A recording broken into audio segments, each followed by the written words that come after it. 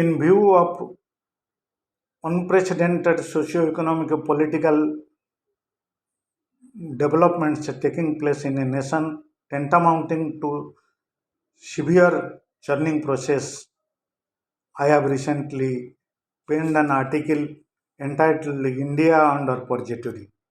I am going to share the same with the audience. With the arrival of BJP in year 2014 general election as a single largest party with a road rolling and landslide majority seeks to achieve monumental, invincible, outstanding objectives and throws a multitude of challenges to be contained in ultimate paradigm shift for development of all spheres of the nation to be vibrant, development and accomplished first world status.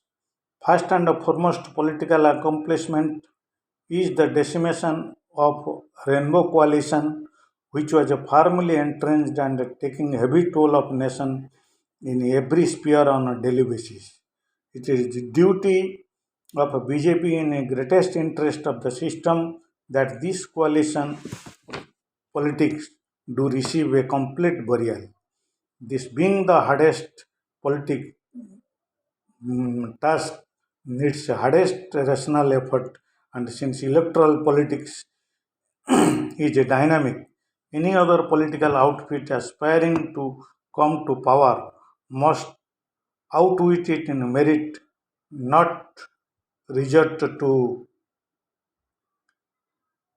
just disastrous means to rule by at any cost. In this context, opposition has a great duty-bound role to materially rise in performance, have a faith in biparty or maximum tri-party system instead of a multi-party system which can never deliver. Here, one thing is of most importance, that is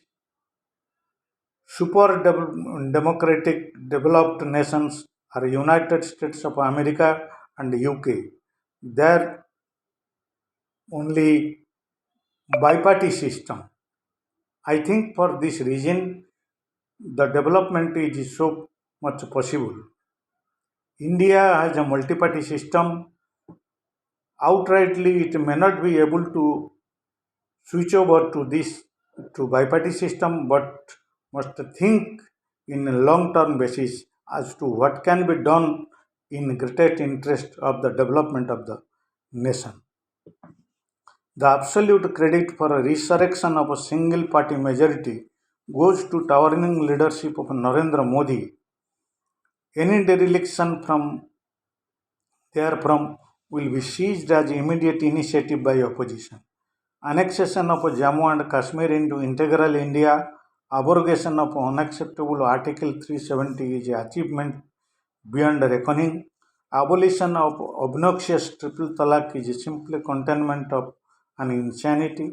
Corruption of all forms, primarily economic, has been greatly contained but unfortunately yielded place to institutionalized, state patronized, daylight visible corruption at expense of hard-earned public exchequer. There are so many spheres where astounding improvement have taken place. Majoritarianism, which is a prime propeller for development, has been yielding space to ugly-headed totalitarianism based on a sheer Hindutva ideology and RSS agenda.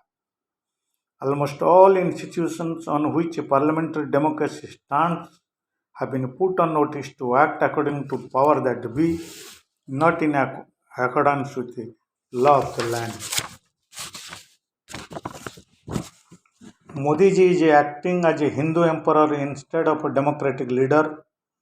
At best, he can act as a benevolent dictator like Lee Kuan Yew of Singapore, who single-handedly took a small fishing nation of Himalayan height of a GDP $75,000 per capita of economy in his 40 years of rule, and the greatest lesson for India is China exclusively learned from Lee Kuan Yew, regularly invited him. Today China is China because this region and own developmental policy implementation. China is as populous as India, a major factor for which India cannot take a levy of a population. Agreed, there is a vast cultural and administrative difference between the two Asian giants, but that can never justify grossly skewed development in India with a per capita hovering around 2,200 dollars per capita as a contrast to 10,000 to $12,000 against that of China. India remaining far behind China in defense front is a serious cause of concern. Concrete effort needs to be undertaken to bridge this gap. Dismantling of license permit, control Raj, command economy with advent of liberalization in 90s is welcome augury. But to quote Dr. Sachi Tharoor, India is an advanced nation in advanced state of decay. Superpower and super poor status paradoxically coexist. Yields from liberalization is yet to reach every Indian. Vast section of remain outside the orbit thanks to our continued policies like increasing reservation of different firm subsidy which is singular vein is boomingly continuing, rendering common man lazy, no appetite to work. A remarkable example comes to my mind in Gorbachev era when USSR got fragmented, suppressed poverty precipitated. Then a Russian Prime Minister went to International Monetary Fund for loan. International Monetary Fund agreed to soft loan that is very nominal, that is at very nominal interest.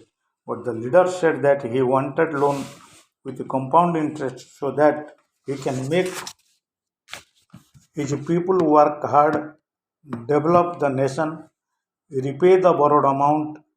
His specific statement was aid makes the people of a nation lazy, poor, and straight beggar.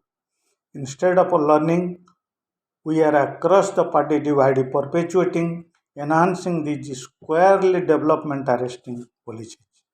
Now that Modi ji is in absolute power, he must resort to measures like gradually phasing out reservation, subsidy, streamline bureaucracy, and all state apparatus in real service of the nation. One thing he must bear in mind, he is the tallest among all current politicians, but the nation is far taller than him. And having had an opportunity, he has to follow the real leaders in making history by developing India to first world category. This is possible in view of India's youthful manpower, science and technology, infrastructural base. This must be uppermost in his mind. But in keeping with Hindutva RSS agenda, he is dissipating his substantial energy, causing harm to nation on his own, own image. When he can take mega decision like demonetization with all attendant consequence, why cannot he immediately start phasing out reservation subsidy, etc.? It is due to apprehension of a vote bank.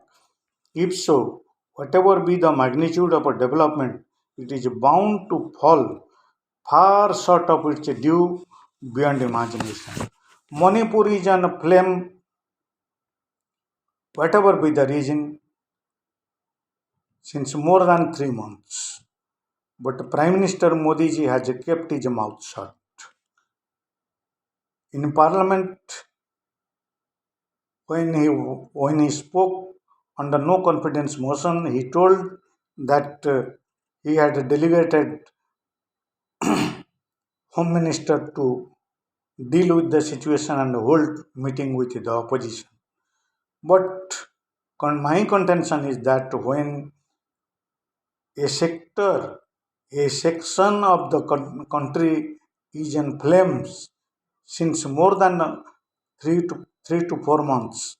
Why Prime Minister himself should not visit the spot, take redressal measure in containing it. Now comes short strip to the Constitution, Bible of Indian democracy. Major institutions like Supreme Court, Election Commission, Reserve Bank of India, CAG, so on and so forth. These are the bodies to be headed by personalities of higher wisdom, dynamism, integrity to take democratic model ahead. Unfortunately, all these pillars of democracy, bearing exclusively few or none, all others, including President of India, are handpicked, well aware they have to sign the dotted line only. Most unspeakable is inauguration of a new parliament building by Prime Minister himself instead of President of India, to whom the opprobrium goes. Spirit and sanctity of a constitution have unfortunately been mercilessly besmirched and desecrated. Departure of a highly performing, fiercely independent RBI Governor Raghuram Rajan for catering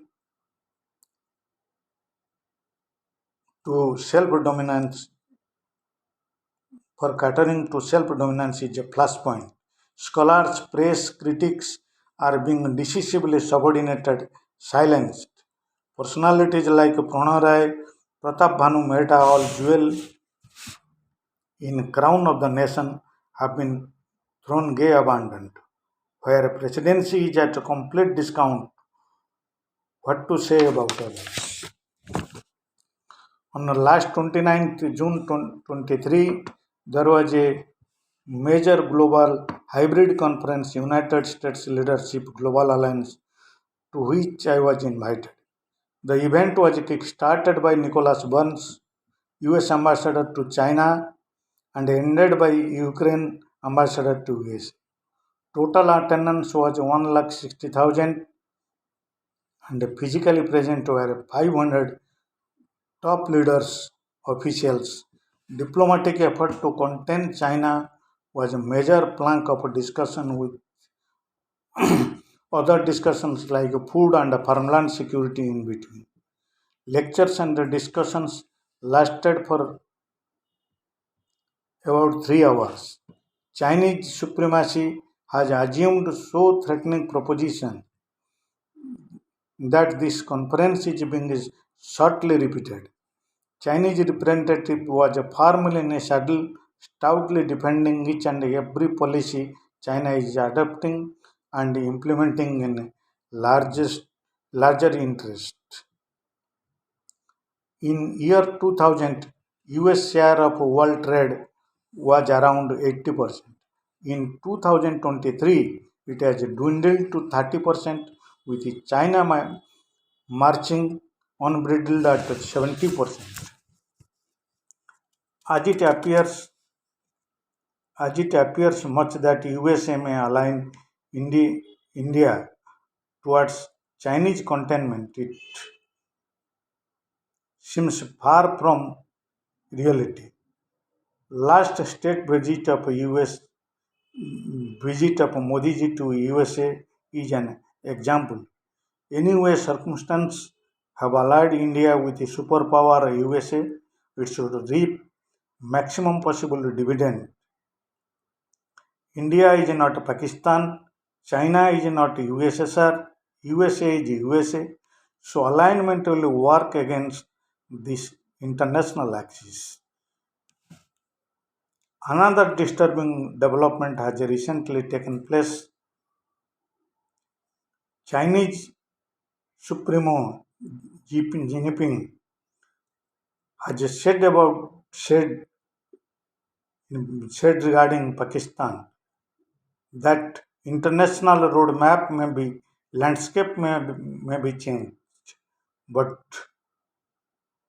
Pakistan will be aided and helped to maintain its sovereignty at any cost. It is a adding it is an addition to India's worry. Pakistan from day one is a failed state and now remains so. An Asian power, India will surely calculate its geostrategic and diplomatic standpoint in context of international relations.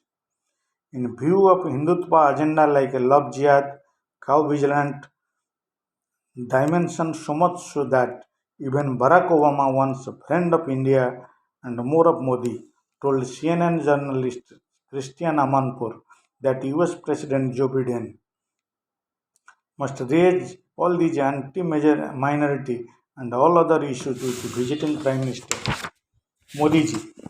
Dismantling license permit control Raj, command economy with the advent of liberalization in the 90s is welcome augury.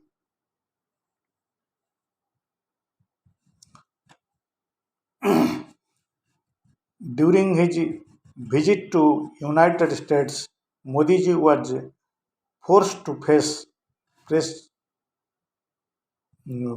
Despite his steadfast unwillingness, Modi ji was forced to face press conference at White House with only two questions on said issues, to which he issued stout denial and said there was neither discrimination nor suppression, which is far from truth in all standards. These two questions have taken heavy toll on Modi ji, so much so that on alighting from plane in New Delhi, he surprisingly asked BJP President JP Nadda what is happening in India. Time and tide wait for none. After long gap, India has got perfect leader in Modi ji who can take country ahead and match with China. History will record his name in a golden letter that PM has to do Raj Dharma if required to be a benevolent dictator like Lee Kuan Yew. China's most ambitious and formidable OBOR project, moving rapidly, threatens to engulf the world trade, commerce, culture in its wake and will most likely achieve it. This has become global threat and more particularly USA with same population and everything favorable. Modi ji, like Chinese leader Xi Jinping, must singularly take India ahead. Region best known to him, Modi ji is rewriting history, abolishing Mughal Raj, removing names of tall Indian personalities even without consulting. Modi ji can demean Gandhi ji, Nehru ji, and others in revised history, but can he touch their tall stature worldwide? Why then this meaningless act? Similarly, school and university curriculum are being re- revised in alignment with the Hindutva agenda unilaterally. A most significant development is Scholarly Institute Center for Policy Research, New Delhi, a center for excellence filled with worthy scholars, is a privately funded body where 80% of the fund comes from foreign donation. Since their observation, really praiseworthy by world standard, did not meet PM's wish list, invoking relevant act has stopped the foreign donation. Reportedly, scholars are not pillars, they will move away and do their own job. Why Modi ji is spoiling his hand for negative cause? Modi ji is assuming a trait of political dark trade, Machiavellianism, narcissism, psychopath. He cannot create a mirror to show him his image he loves. He must see the real image, then India can only India can realize the truth and the reality. Modi ji, if command goes out of your hand, then sheep of India will be rudderless. Still, you are the only hope to shape and shaped India. Having said all this about Modi ji, I have come it across another grueling development which I am forced to quote here. This year, the first quarter of GDP has been projected as 7.9%, and all are clamoring over it. Many were suspicious about it. Lastly, some Princeton University professor, his title is also Mr. Modi, has come out with he has come out with a